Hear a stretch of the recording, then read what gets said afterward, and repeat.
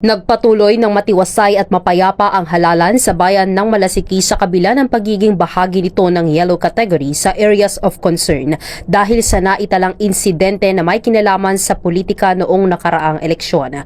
Wala umanong naitalang anumang karahasan o kaguluhan sa alinmang polling center sa buong bayan. Ayon kay Police Lieutenant Colonel Gary Anthony Casem, ang hepe ng Malasiki PNP, naging mahigpit ang pagbabantay sa seguridad sa araw ng halalan. Mahigit kumulang 150 kapulisan ang naitalaga sa bayan mula sa mga police officers na nakapwesto sa bawat voting center hanggang sa mga nagsagawa ng regular na pagroronda.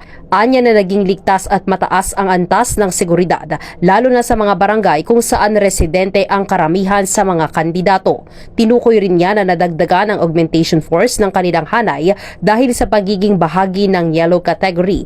Nagkaroon ng inspeksyon mula sa National Police Commission o NAPOLCOM at iba pang ahensya upang tiyakin ang kaayusan at kahandaan ng mga otoridad.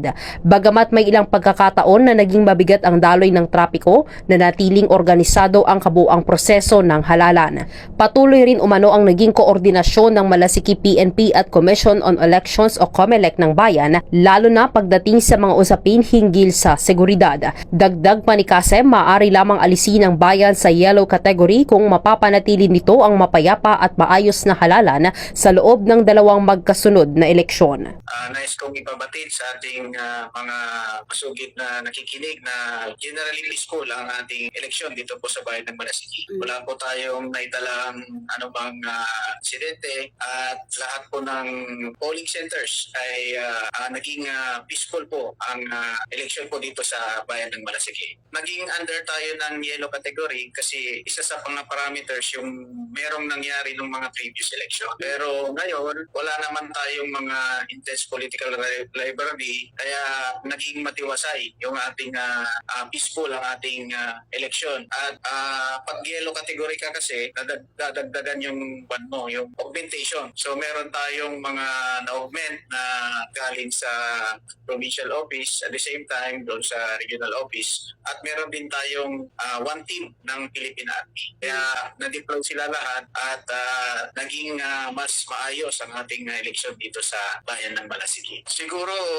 madam, sa sa polling center pa lang is 122 na. So, plus yung mga augmentation natin, siguro more or less umabot kami ng mga 150 personnel dito, composite. So, halo-halo na yon. May mga augment tayo sa, sinabi ko nga, sa province at sa regional headquarters. Meron ding one team ng RB. Very safe and secured ang natin dito, ang election natin. Oh yeah, yes ma'am.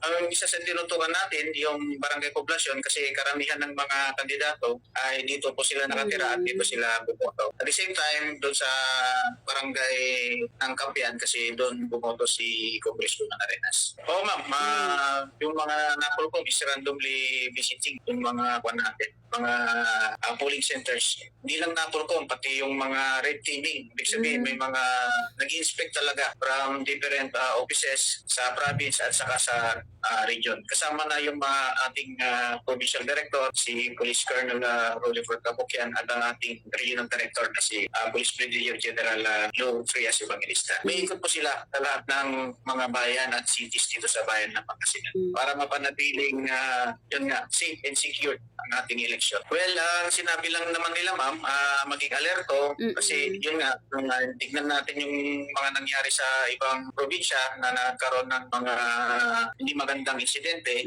at sinabi nila yung mga do's and don'ts, yung mga kailangan gawin at mga hindi kailangan gawin sa election day.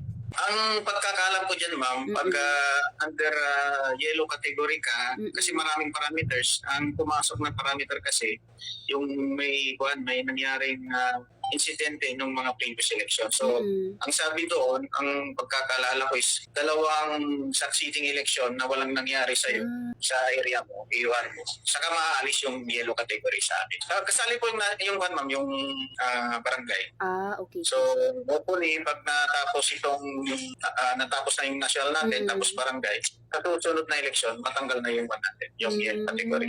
Ay, ma'am, parati kaming nagtatawagan at nakikipag-coordinate kay election officer.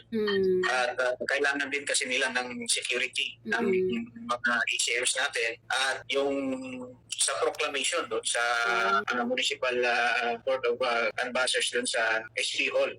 Sa nagproklama na, pagkatapos kasi noon, nagproklama agad mga bandang, nandun kami mga bandang 12 hanggang 12:45 madaling araw. Nagproklama yung muna na natin. So may mga security tayo doon kasama yung Philippine Army. Siyempre marami tayong mga hindi nasang mga responding, mga ganun. Pero kaya-kaya naman nating mag-adjust. Basta meron tayong mga sapat na personnel, kaya-kaya nating i-mobilize sila. Basta kompleto tayo. At well supported naman tayo ng local government unit. May mga kwan tayo dito, mga sasakyan na nagamit, 4 yung kwan natin dito, mga mobile cars. At marami tayong mga motorcycle camps na umiikot. Yung dali ng traffic natin dito, hindi naman masyadong naging traffic.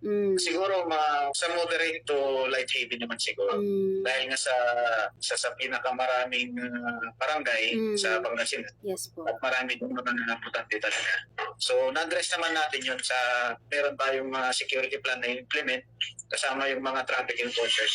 Kaya hindi masyadong naging traffic, masasabi ko dito sa bayan ng Malasigi. Para sa programang Zona Libre, Patrol numero 3, Bombo Nerissa Ventura nag-uulat para sa number 1 and most trusted radio network in the country, Bombo Radio Philippines. Basta Radio, Bombo!